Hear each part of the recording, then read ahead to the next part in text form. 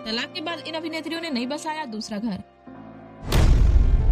Serial 90 fame actress Saumya सेठ ने 2017 अरुण कपूर से शादी की थी और 2019 में दोनों का तलाक हो गया, जिसके बाद सौम्या सेठ ने दूसरा घर नहीं बसाया। ये रिश्ता क्या कहलाता है कि एक्ट्रेस श्रुति उल्फत ने आलोक उल्फत से शादी की और शादी के 20 सालों बाद दोनों अलग हो गए, जिसके बाद श्रुति ने दूसरा घर नहीं बसाया।